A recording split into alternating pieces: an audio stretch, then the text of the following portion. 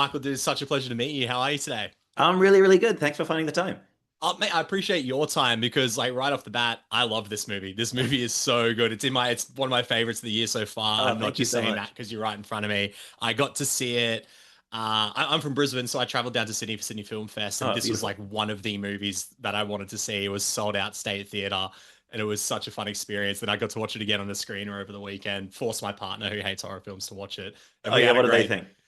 She really enjoyed it. She struggles with the body horror. I mean, Yeah, yeah, fair, yeah. but well, it's funny that we talk about because it's like one of the questions I did want to jump in on was that obviously you've spoken about how parts of the narrative and the characters are inspired by your own experiences in your Mhm. relationship. I've been with my partner for 10 years now, and there was things that resonated with us about this film. So I was curious to know in creativity and filmmaking, do you find emotional catharsis in sort of creating art, or are you sort of like how I experienced it, you find sort of catharsis in consuming art, or is there a bit of both for yourself?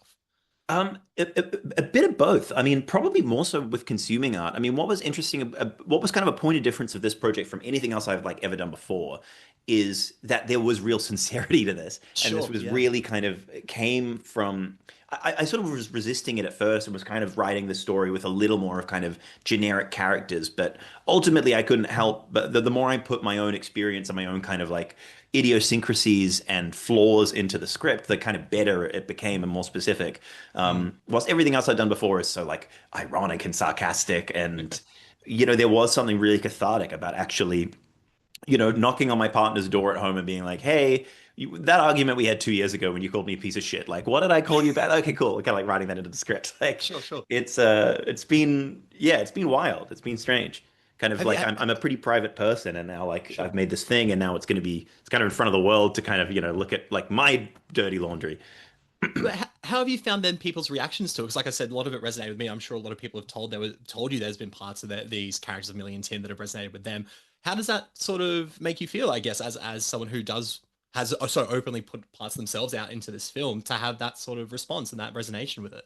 Well, it's amazing because I think that the like some of the specifics of the characters and like aesthetics are very specific, but I think like the core themes are like really universal, which has been Sure. really kind of edifying. Is that people, yourself included, have said like, "Hey, I'm in a relationship and I really identify with some of this stuff." Like, I had this screening in Texas where a guy came up to me and said like, "My wife begged me not to talk to you, but like, it's that was the main character is me, and I think this is our relationship. I think I need to get out." I'm like, "Why are you telling me this?" Like, it's That's yeah. You kind of weirdly become a therapist yeah, unwillingly, right? Yeah. absolutely, which I'm absolutely qualified for. But it's yeah, it's been amazing that people are kind of I think anybody that's been in a relationship can find something to relate to here, or people Mm. even that have observed relationships that have gotten to a point where they maybe shouldn't be together. I mean, there's a lot of specifics in this film from my own relationship, and some of the nasty stuff is from relationships that I've observed around me. There's For sure. a line early on in the film where Allison's character says to Dave's, um, are we still together because we love each other or because we're used to each other? Used to each other. And I think we've all either been in or observed couples that maybe are just used to each other and Yeah. can't deal with how like terrifying it is to suddenly split yourself apart from somebody when you already so dramatically share a life. And that's a scary thing to confront. And so, that this film is taking that idea and of sharing a life and just kind of amping it up into something kind of, as operatic and crazy as you can go. Finding the horror within the horror, right? Like Yeah, yeah, it's kind yeah. of how it feels. An aspect of this film that I truly love, and it's an aspect of Millie and Tim's characters, and it's something I don't think we see in a lot of movies these days.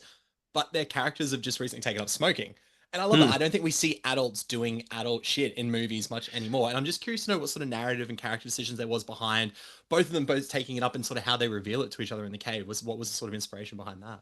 It's funny. I wonder if this weren't an independent film, if we would have been able to keep the smoking in. Because, yeah, there's not a lot of Interesting. smoking in modern set films. Obviously, this was independent. This was completely without a studio. I wonder if that would be a note of just like, we'll get a higher rating if we show these people smoking.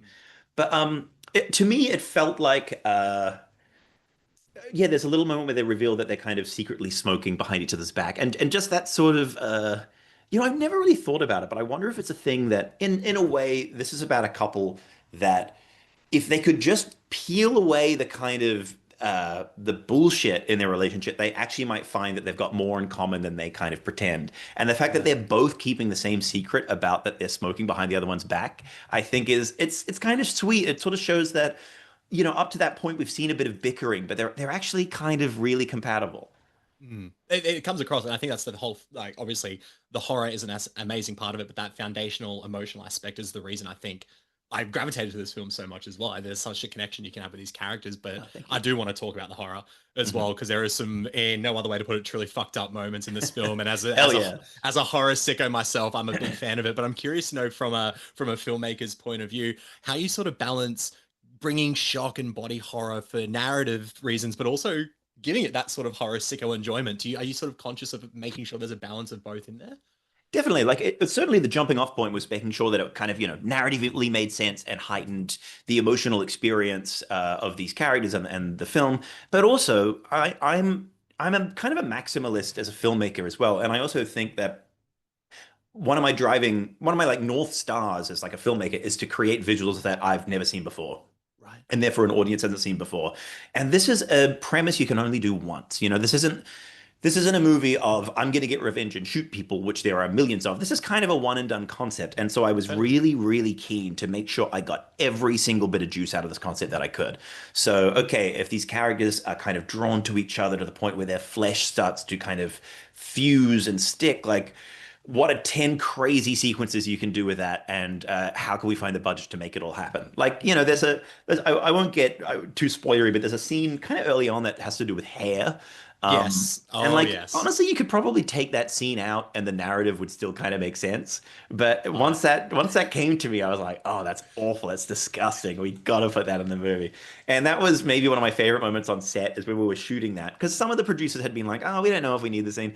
And I managed to convince them to keep it. And then as we were shooting it, every time we'd go cut, I was just howling with laughter. I was like hooting and hollering, like I couldn't believe that people were letting us do this. It was so crazy and so disgusting.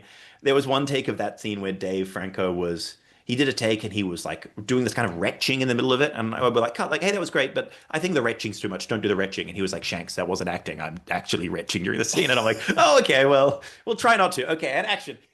so visceral, so visceral. That's it. That was one of the moments where my partner, who, like I said, she's not a big body horror fan, that was the turn away moment. It's funny, out of everything in the film, that was one of the ones where she's like, can't do that. One But thing we've that's also, funny though about that scene is because I've watched it with so many audiences now, like in yeah, different countries as well, as that scene gets a big kind of like scare moment and it's sure. crazy. But there's a scene afterwards where there's kind of the aftermath that's really small, and the smaller thing actually kind of gets a bigger reaction, which I was sort of We've all surprised been by. there. That's why. That's the thing. Yeah, It's this, we can all exactly. connect to that sort of thing. Because the funniest part of it was when she was like, oh, that's like, we've had so many moments where I've rolled over in the bed and leaned on her hair, and it's that reaction that I was like, oh, that's Yeah. funny. And then it was that bit.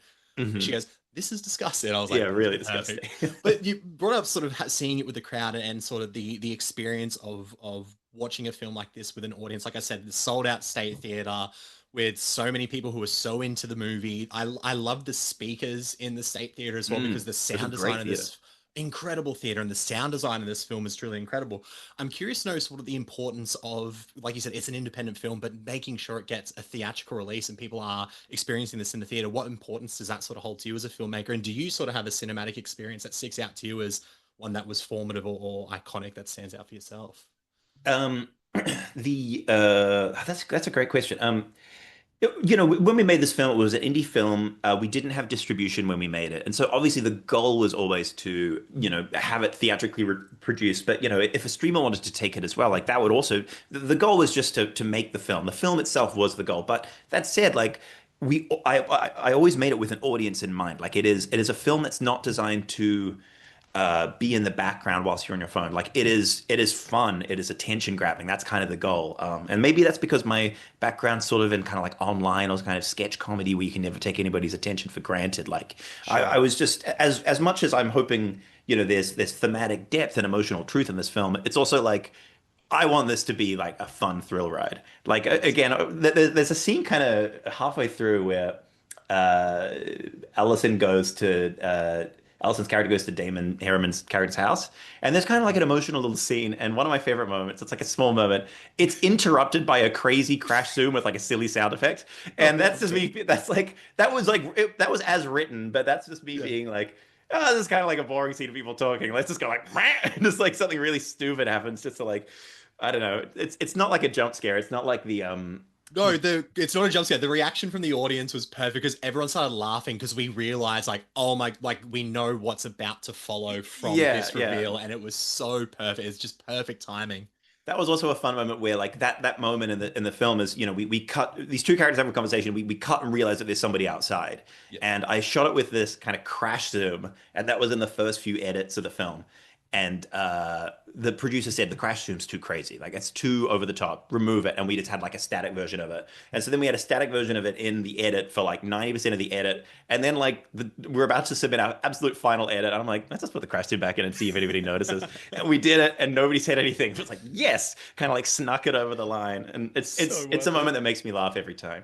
It's But in so terms of worth it. other cinematic moments that really stick Mm. out to me, the first thing that actually came to mind of cinematic experiences is I remember going to see a movie with my dad, who's no longer with us, and the hardest I ever heard him laugh was watching Borat at the Sun Theater in Yarraville. And I don't think that was really his type of movie necessarily, but there's a Mm. scene where Borat and his like producer are having like a naked fight throughout a They're hotel. wrestling through the hotel. Yeah, and just the this experience, everybody in the audience was just crying with laughter, and my dad was like just dying next to me, and it was just like that's just what comes to mind. And if I was to watch that movie at home on my couch, I wouldn't have laughed. But if you're Mm. certainly not as much, but you watch it with that group, and this kind of hysteria kind of comes through you. It's amazing. I think that's I've spoken to filmmakers about this before that sort of relationship between horror and comedy, how they both Mm. elicit such visceral responses from audiences. And when you are, I guess for lack of a better word, trapped in that cinema with all those people in that response, there's kind of like no better feeling. There's like this magic to it that I think is Yeah. truly astounding. Like I said, I've seen the movie twice now, and obviously on the second watch, I picked up certain things, and there we were talking about a scene earlier where there was something given to someone. I was like, oh, you've revealed certain things much. There's these sort of little MacGuffins throughout the film. I'm Mm. curious to know when you are writing a script like this, how much rewatchability and leaving those sort of little breadcrumb trails for the audience are there, and how much sort of then maybe comes through an edit. Like, how conscious are you of the rewatchability factor of revealing certain things in the film? I'm not so much worried about the rewatchability, but Sure, just I guess just even as like a on like a subconscious level, like there's lines that are said in the first half of the film that are repeated in different contexts in the second half of the film, totally, and even if the audience is not necessarily, I mean, I hope on the first watch you can connect those dots, but totally. even if not, it just I just really like that. I think when I was kind of learning how to screenwrite, one of the films that I kind of studied and was taught was not that I went to film school, just like I did like a Screen Australia weekend where this wonderful scriptwriter called Mike Jones taught you how a script works. And I was like, oh. And he was talking about Shaun of the Dead. And that's one of my favorite movies. And that is just a Yeah, film of setup, payoff, setup, payoff. And big time. even though this isn't, a comedy, although there's really funny moments, like I still really Totally. think like that is just such a tight script of setting things up and paying them off. So, any kind of peripheral details we kind of lay out in the first half of the film. If there's a little line about like, how my parents are coming for lunch on Sunday, like that's not in there by accident. Like that's gonna No, pay off. great payoff Yeah. as well for that. I random tangent on that Shaun of the Dead thing. I remember, as you can tell, I'm a massive physical media fan. Of Shaun of the course, yeah. Dead's something in there. The special features of Shaun of the Dead. I'm not sure if you've seen this or not. I probably have, yeah. Edgar Wright and Simon Pegg stand there with the sheets of butcher paper and do that. Yeah. That is that is burnt into my memory about story structure and one of those things. Like you said, it's an incredible screenplay that has so many great aspects of And it so as I well. think because of that, the first time I wrote something long form, I went and bought like a big butcher paper kind of pad and put it on an easel and just kind of like I was like, oh, well, this is how people do it because I didn't go to film school, I didn't know how to do it. It's all based on like DVD extras. Is kind of how I figured this stuff out. It's the best sort of film school that we Absolutely. could have.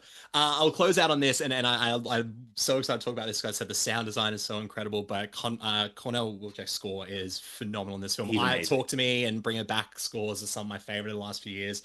Australian horror is absolutely thriving, and I'm so a big fan of it. I'm curious to know what that collaboration was like. So I can see the guitars in the background, and music seems to be part of your life as well. But that collaboration with Cornell and what he brought to the film. What was that like?